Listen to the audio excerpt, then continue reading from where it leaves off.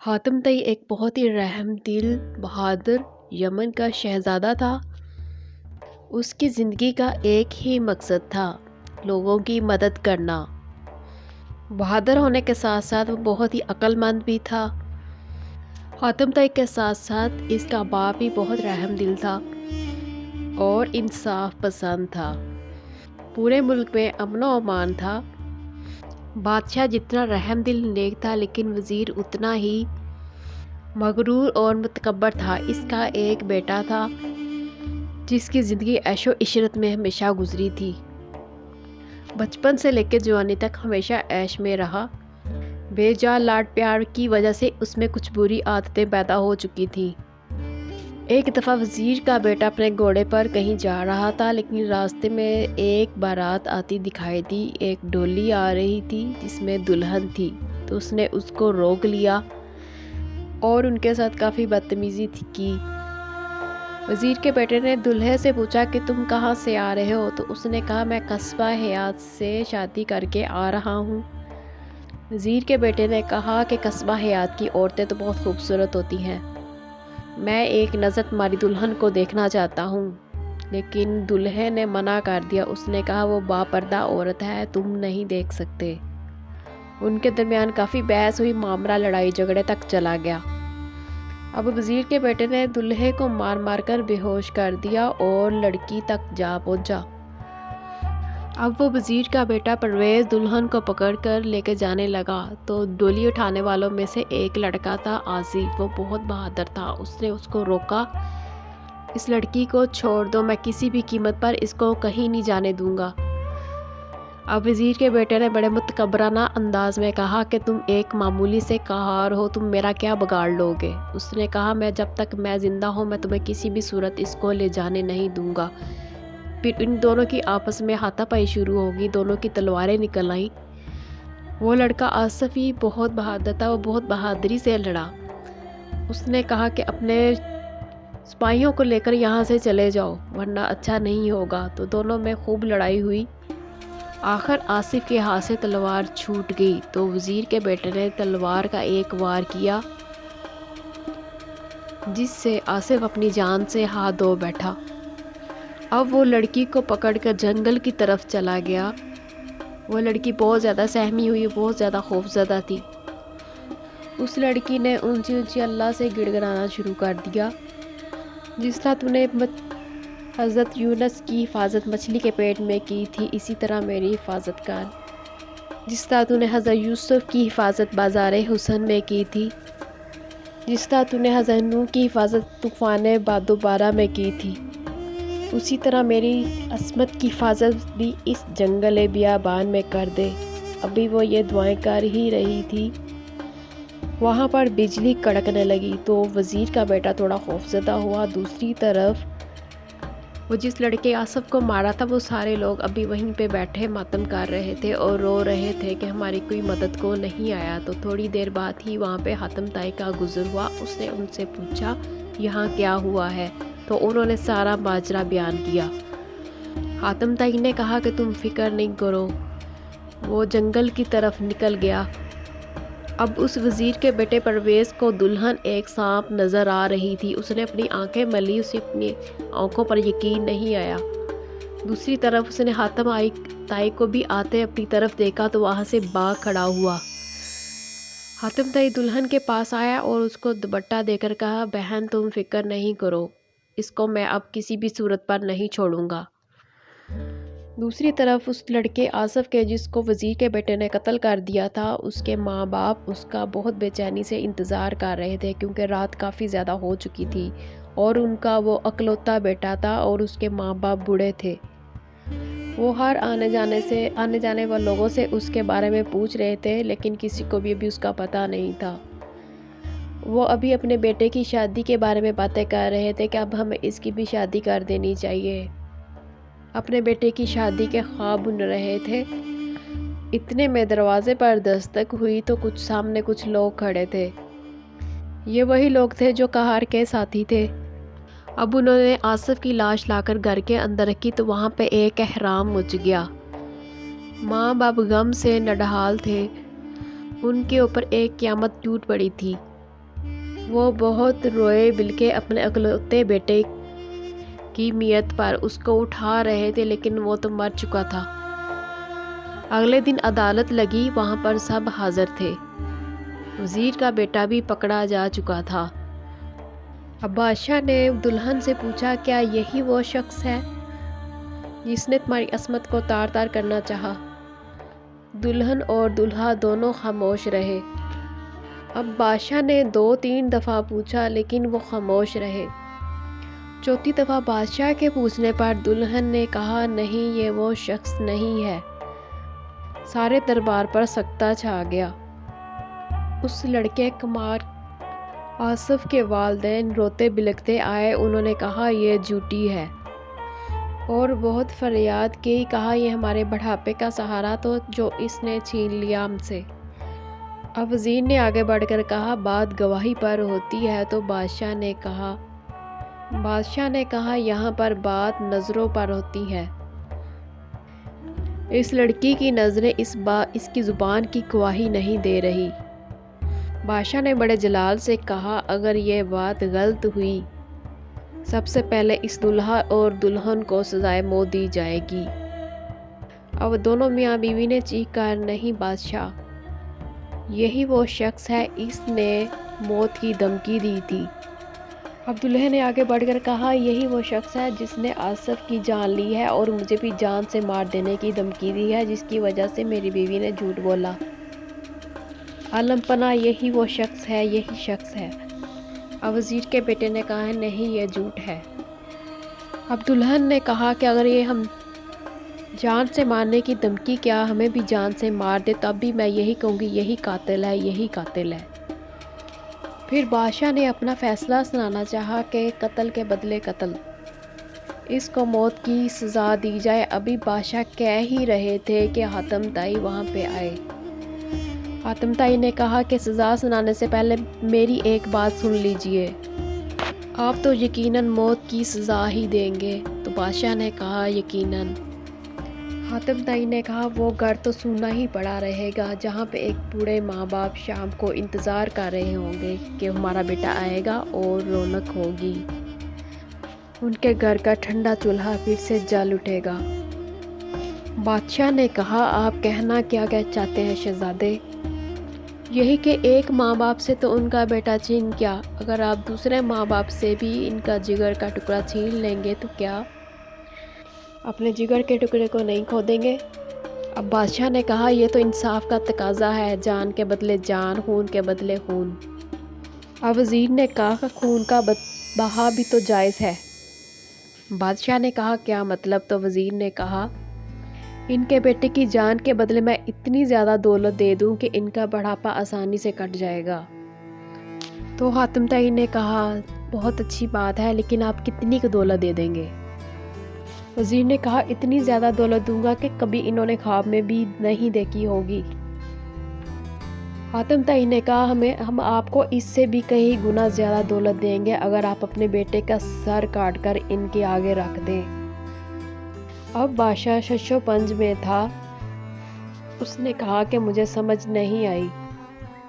حاتم طائی نے کہا کہ مطلب صاف ہے، ان بوڑھے ماں باپ سے ان کا بیٹا چھینا گیا، اب انصاف یہی ہے کہ ان کا بیٹا ان کو واپس کیا جائے۔ تو بادشاہ نے کہا، یہ تو اب ممکن نہیں، جو چلا گیا وہ واپس کیسے لوٹ سکتا ہے؟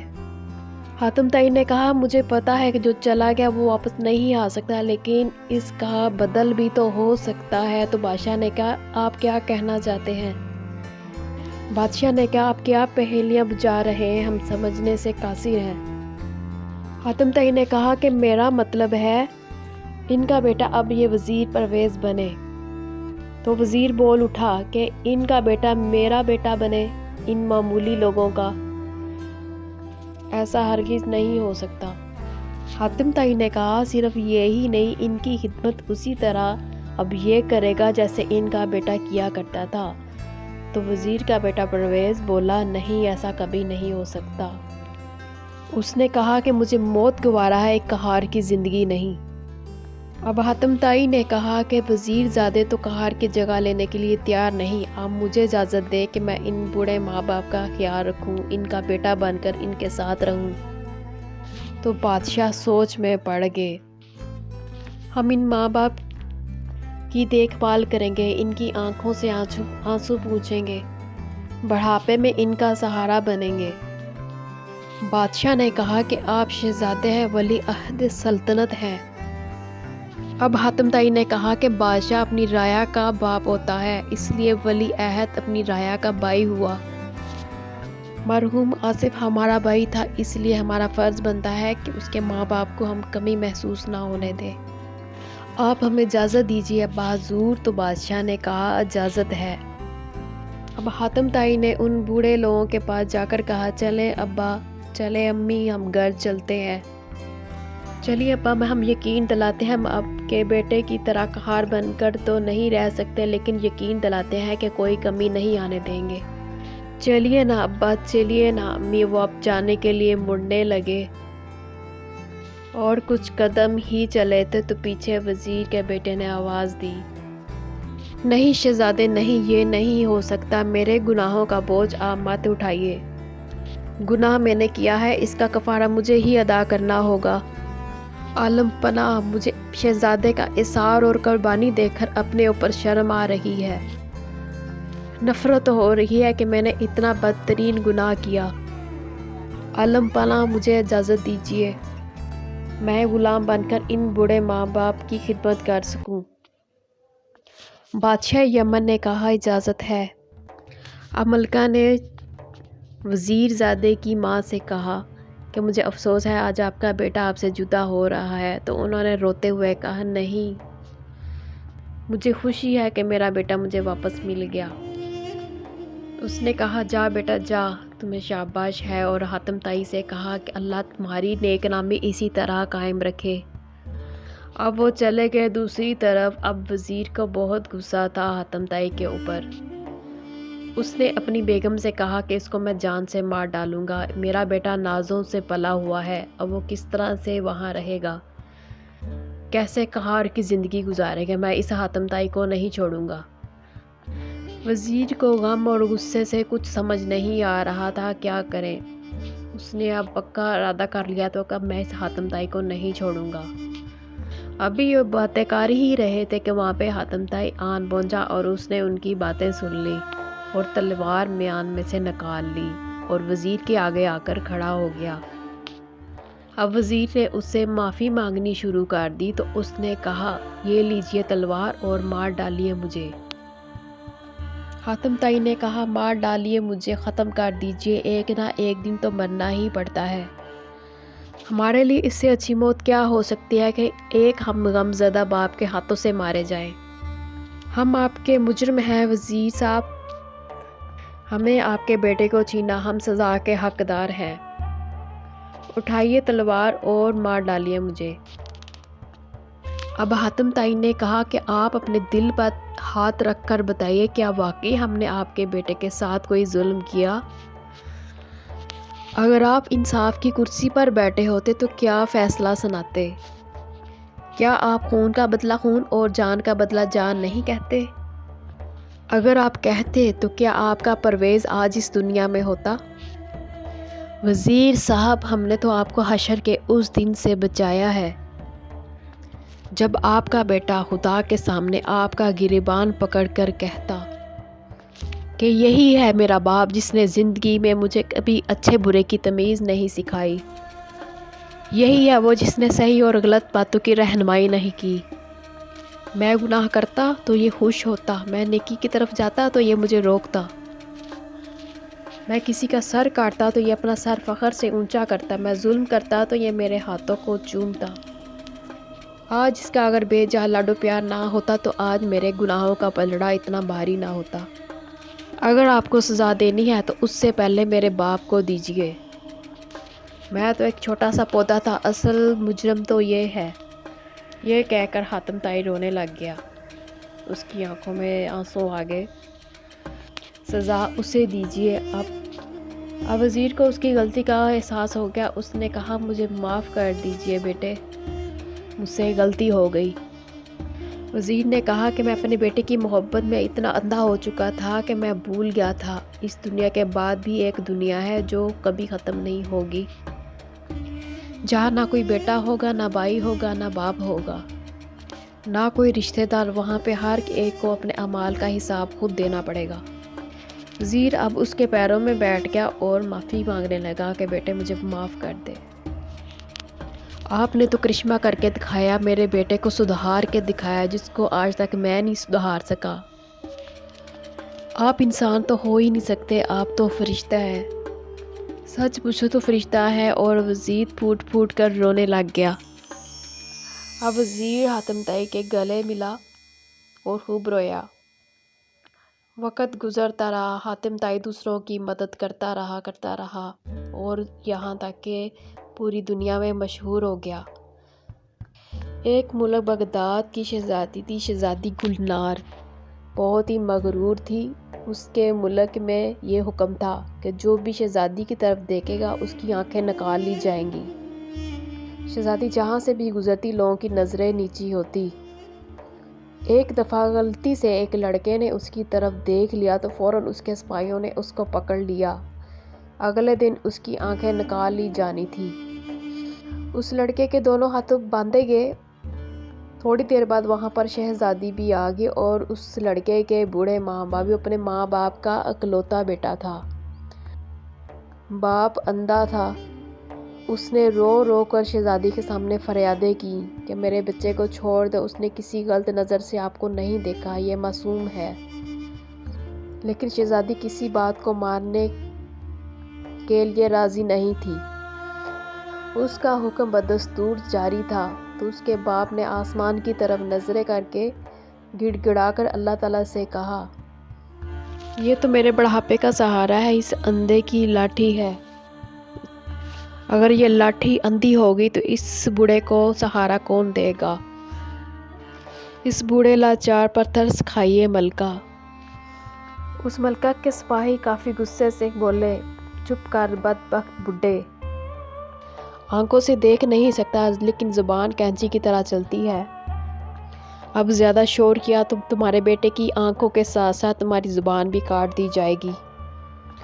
اس بوڑھے نے کہا، کاٹ دو ظالموں، زبان کے ساتھ میرا گلا بھی کاٹ دو، لیکن جیتے جی میں ایسا ہونے نہیں دوں گا، اپنی بیٹے کی آنکھیں جانے نہیں دوں گا۔ اب سپاہیوں نے اس کو پکڑا تو اس نے شور مچایا کہ چھوڑ دو مجھے، چھوڑ دو، اور گڑ گڑانے لگا، او اوپر والے، میں تو اندھا ہوں ہی، کیا تو بھی اندھا ہو گیا ہے؟ کیا تجھے بھی یہ ظلم دکھائی نہیں دیتا؟ کیا سبھی اوپر والے ظالم ہوتے ہیں؟ یہ اوپر بیٹھی ہوئی ملکہ میرے بیٹے کی آنکھیں نکلوا رہی ہے، تو سب سے اوپر بیٹھ کر صرف تماشا دیکھ رہا ہے۔ اس بوڑھے نے ساری عمر تیری عبادت کی ہے، اندھا ہوتے ہوئے ہمیشہ تجھے ہی دیکھا ہے، کیوں نہیں روکتا ان ہاتھوں کو جو اندھیرا بن کر میرے بیٹے کی طرف آ رہے ہیں؟ اتنے میں گھوڑے کے ہنہانے کی آوازیں آئیں۔ وہاں پہ ایک گھڑ سوار آیا۔ اس نے کہا، یہاں کیا ہو رہا ہے؟ سپاہیوں نے کہا کہ تم کون ہوتے ہو پوچھنے والے؟ تو اس گھڑ سوار نے کہا کہ اس دنیا کا ایک ادنا سا انسان ہوں، مجھے یہ بتاؤ کہ یہاں کیا ہو رہا ہے؟ ان سپاہیوں نے کہا کہ تم کون ہوتے ہو پوچھنے والے، یہاں سے چلے جاؤ۔ اس نے کہا کہ مجھے یہاں پہ کچھ ٹھیک نہیں لگ رہا۔ سپاہی نے کہا، لگتا ہے یہاں پر اجنبی ہو۔ تو اس گھڑ سوار نے کہا، اجنبی ہوں لیکن اتنا بھی نہیں کہ حق اور سچ کو پہچان نہ سکوں۔ مجھے محسوس ہو رہا ہے کہ یہاں ایک بے گناہ کے ساتھ ناانصافی ہونے جا رہی ہے۔ سپاہی نے کہا، اس ریاست میں حق وہی ہے جو ملکہ سمجھے، اور انصاف وہی ہے جو ملکہ چاہے۔ اس گھڑ سوار نے کہا کہ حق کے نام پر ناحق اور بے انصاف کے نام پر بے انصافی کرنا بہت بڑا جرم ہے۔ گھڑ سوار نے کہا، کیا ہم پوچھ سکتے ہیں کہ اس نوجوان نے کیا جرم کیا ہے جس کی اس معصوم کو سزا دی جا رہی ہے؟ اس سپاہی نے کہا، اس نے ہماری ملکہ کی طرف دیکھا ہے جس کی وجہ سے اب اس کی آنکھیں نکال دی جائیں گی۔ اس گھڑ سوار نے کہا کہ دیکھنے کی سزا اتنی زیادہ کہ اس کی آنکھیں نکال لی جائیں۔ سپاہی نے کہا، یہ اس نے شہزادی کی طرف دیکھا ہے، ملکہ کے حکم سے اس کو سزا دی جا رہی ہے، اور ہماری ریاست میں ملکہ کی طرف دیکھنے والا کی سزا یہی ہے۔ اس گھڑ سوار نے کہا، کیا ہم ملکہ سے دو باتیں کر سکتے ہیں؟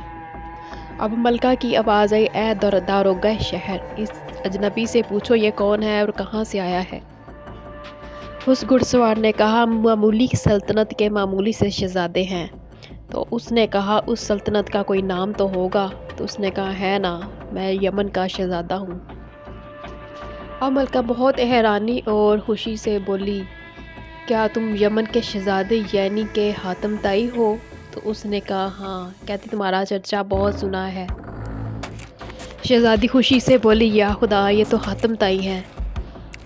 اب اس بوڑھے نے گڑ گڑاتے ہوئے کہا، اے حاتم بیٹے، میں نے تمہارا نام بہت سنا ہے۔ تو محتاجوں کا دستگیر ہے، مظلوموں کا مددگار ہے۔ تو اس اندھے کی لاٹھی کو ٹوٹنے سے بچا لے۔ اس آتی وہ اونچی اونچی رونے لگ گیا، میرے بیٹے کو بچا لے، خدا کے لیے میرے بیٹے کو بچا لے۔ حاتم طائی نے کہا، فکر نہ کیجیے بزرگوار، اللہ بہت بڑا ہے۔ اب شہزادی نے کہا کہ اس کو عزت کے ساتھ مہمان خانے میں رکھا جائے۔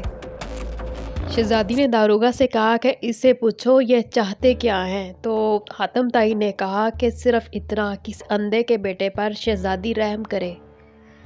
اب شہزادی نے کہا، اے حاتم طائی، اگر تمہاری سلطنت میں کسی کو سزا دی جا رہی ہو اور میں اس کو روکوں تو کیا آپ برداشت کر لیں گے؟ تو حاتم طائی نے کہا، نہیں، ہرگز نہیں۔ لیکن اگر بے گناہ کو سزا دی جا رہی ہو تو ایک چھوٹا سا بچہ بھی للکار سکتا ہے، انصاف کے لیے للکار سکتا ہے۔ تو شہزادی نے کہا، یہ بے گناہ نہیں ہے، اس نے گناہ کیا ہے، اس نے ہمارے چہرے پر نظر ڈالنے کی خطا کی ہے۔ تو حاتم طائی نے کہا، معاف کیجیے گا ملکہ عالیہ، اگر آپ کے چہرے پر دیکھنا گناہ ہے تو سب سے پہلے جو صبح کی کرنیں ہوتی ہیں سورج کی، ان کو روکیے، ان کرنوں کو سزا دیجیے جو آپ کے چہرے سے ہر روز ٹکراتی ہیں، ان ہواؤں کو سزا دیجیے جو آپ کے رخساروں کو سہلاتی ہیں، اس چاندنی کو سزا دیجیے جو آپ کی خوبصورتی کو نہارتی ہیں، اور پھر یہ معصوم تو آپ کی اولاد کی طرح ہے، کیونکہ ملکہ تو رایا کی ماں ہوتی ہے اور ماں کی طرف دیکھنے سے اولاد گناہ گار نہیں ہوتی۔ شہزادی نے کہا، آپ چاہتے کیا ہیں؟ تو حاتم طائی نے کہا، صرف اتنا کہ اس معصوم کو رہا کر دیا جائے۔ اب شہزادی نے کہا، اب ہم اگر اس کو رہا نہ کریں تو پھر؟ تو حاتم طائی نے کہا، تاریخ ہمیشہ یاد رکھے گی، ایک مغرور اور ظالم شہزادی کے طور پر یاد رکھے گی۔ تو ملکہ نے کہا، ٹھیک ہے، آپ کے لیے اس لڑکے کو ہم آزاد کرتے ہیں، لیکن اس سے پہلے آپ کو ہماری ایک شرط ماننا ہوگی۔ حاتم طائی نے کہا، ایک معصوم کی جان بچانے کے لیے ہم ہزاروں شرطیں مان سکتے ہیں۔ شہزادی نے کہا، ہم نے آپ کا بہت نام سنا ہے، ہم چاہتے ہیں کہ آپ ہمیں اپنی مہمان نوازی کا موقع دیں۔ تو حاتم طائی نے کہا، بس اتنی سی شرط؟ ہم تو سمجھے تھے کہ آپ ہمارا سر مانگے گی۔ شہزادی نے سوچا، ہمیں آپ کا سر ہی چاہیے، لیکن کٹا ہوا نہیں، جھکا ہوا۔ ابھی شہزادی یہ سوچ رہی تھی۔ اب شہزادی جانے کے لیے اٹھی اور اس نے حکم دیا کہ ہمارے مہمان کو عزت کے ساتھ مہمان خانے میں لے جایا جائے جو خاص مہمان خانہ ہے، اور اس لڑکے کو چھوڑ دیا جائے۔ اب وہ لڑکا بھاگ کر اپنے باپ کے گلے لگا اور دونوں باپ بیٹا روئے۔ اس بوڑھے نے کہا، اے شہزادہ یمن، تو انسان نہیں فرشتہ ہے، فرشتہ، خدا تجھ پر ہمیشہ اپنی رحمتیں بھیجتا رہے۔ اب وہاں پر حاتم طائی زندہ باد کے نعرے لگنے شروع ہو گئے۔ اب حاتم طائی کو مہمان خانے بھیج دیا گیا اور اس کی خوب خاطر تواضع ہوئی۔ جب رات کا ٹائم آیا تو شہزادی وہاں پہ آئی تو حاتم طائی نے اس کو دیکھ کر منہ دوسری طرف کر لیا اور اس کے پیچھے دروازے بند ہو گئے۔ شہزادی نے آ کر اپنا نقاب اتار دیا۔ حاتم طائی نے کہا، آپ شاید غلط کمرے پر آ گئی ہیں، میں نے آپ کو پہچانا نہیں۔ اس نے کہا، میں بالکل ٹھیک جگہ آئی ہوں، جب آپ نے مجھے دیکھا ہی نہیں تو آپ مجھے پہچانیں گے کیسے؟ اس نے کہا کہ میں ملکہ گلنار ہوں۔ وہ حیرانگی سے بولے، کیا آپ؟ اب حاتم طائی حیرانگی سے اس کو دیکھنے لگا تو شہزادی مسکرائی۔ شہزادی نے کہا کہ مجھے پتا تھا جب آپ مجھے دیکھیں گے تو دیکھتے ہی رہ جائیں گے۔ تو حاتم طائی نے کہا آپ اپنا نقاب دوبارہ پہن لیجیے اور یہاں سے چلے جائیں۔ ایک غیر مرد کے سامنے آپ کو بے پردہ ہونا زیب نہیں دیتا۔ شہزادی نے کہا آپ ہمارے لیے غیر نہیں ہیں۔ آپ کی جوان مردی اور بہادری کے قصے سن سن کر دل ہی دل میں آپ کو چاہنے لگے ہیں اور ہم آپ سے شادی کرنا چاہتے ہیں۔ حاتم طائی نے کہا تب تو ہمیں افسوس ہے کہ آپ کی یہ تمنا کبھی پوری نہیں ہوگی۔ ملکہ نے حیرانگی سے کہا کیا ہم حسین نہیں ہیں؟ تو حاتم طائی نے کہا کہ آپ دنیا کی حسین ترین لڑکیوں میں سے ہیں۔ مگر تو شہزادی نے کہا مگر کیا؟ ایک سلطنت کی ملکہ ہونے کے ساتھ ساتھ ہمارے سینے میں بھی دل ہے جس میں سوائے آپ کی تصویر کے اور کچھ نہیں ہے۔ حاتم طائی نے کہا کہ مجھے آپ کے جذبات کا احساس ہے لیکن اور بھی غم ہے زمانے میں محبت کے سوا۔ ملکہ نے کہا آپ کے سارے غم ہمارے ہو جائیں گے۔ ایک کنیز کی طرح اپنی ساری زندگی آپ کے اشاروں پر گزار دیں گے۔ تو حاتم طائی نے کہا بیوی کو کنیز نہیں بلکہ گھر کی عزت بنا کر رکھا جاتا ہے، مگر اس وقت ہمارا شادی کرنے کا کوئی موڈ نہیں۔ اب شہزادی پریشان ہو کر کہنے لگی ہم دیوانہ وار آپ سے محبت کرتے ہیں، ہماری محبت کو نہ ٹھکرائیں۔ تو حاتم طائی نے کہا کہ ہم آپ کو اب کیسے سمجھائیں؟ آپ کے لیے ہمارے دل میں عزت تو ہو سکتی ہے مگر پیار نہیں۔ اب شہزادی گڑ گڑانے لگی، کہنے لگی اب صرف ایک بار کہہ دیجئے کہ آپ ہم سے شادی کریں گے۔ اب حاتم طائی نے غصے سے کہا کہ شہزادی آپ یہاں سے چلے جائیے۔ اب شہزادی نے حاتم طائی کا ہاتھ پکڑ لیا اور اس نے غصے سے کہا یہاں سے چلے جائیے۔ اب ملکہ نے کہا ہم آپ سے وعدہ لیے بغیر نہیں جائیں گے۔ اب حاتم طائی نے اس کو ایک طرف دھکیلا اور کہا پیار زبردستی کا سودا نہیں ہوتا ملکہ، یہ ہم آپ کا دل توڑنا نہیں چاہتے، جو سچ تھا وہ ہم نے کہہ دیا۔ اور ملکہ نے کہا ایک سچ مجھ سے بھی سن لو، تم اس وقت تک یہاں سے نہیں جا سکتے تب تک میرے پیروں میں گر کر مجھ سے اظہار محبت نہ کرو۔ حاتم طائی نے کہا یہ ناممکن ہے۔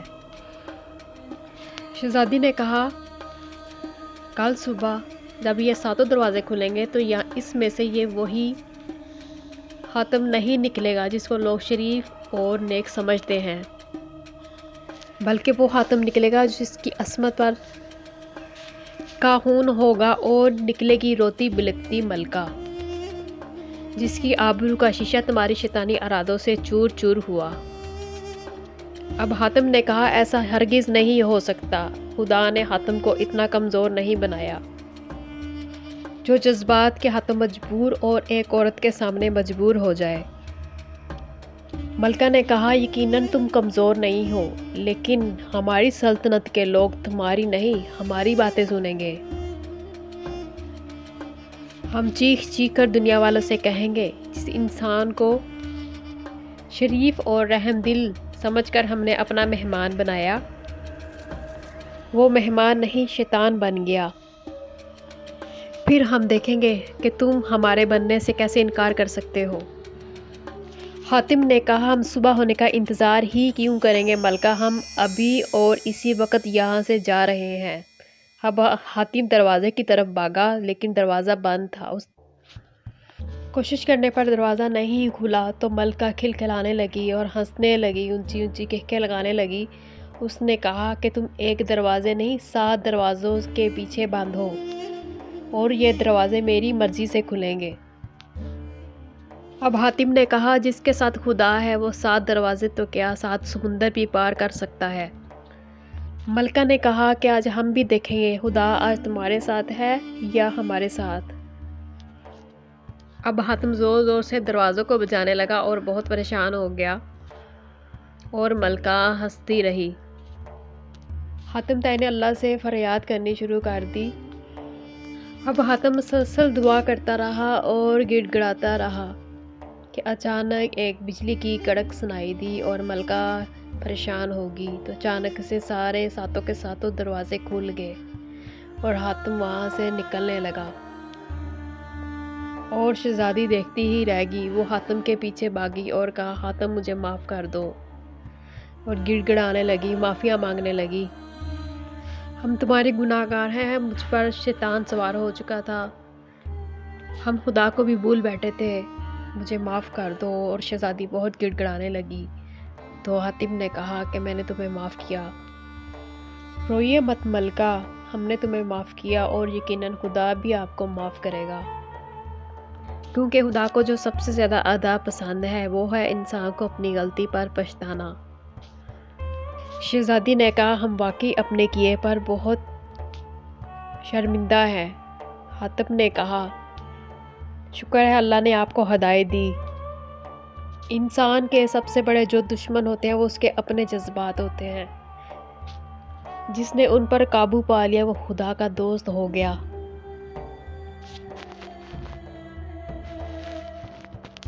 اچھا خدا حافظ، یہ کہہ کر حاتم طائی وہاں سے چلا گیا۔ اس طرح کی مزے کی ویڈیو دیکھنا چاہتے ہیں چینل کو سبسکرائب کریں، لائک کریں اور گھنٹی کے بٹن کو دبا دیں تاکہ آنے والی ہر نیو ویڈیو سب سے پہلے آپ کو پہنچ سکے۔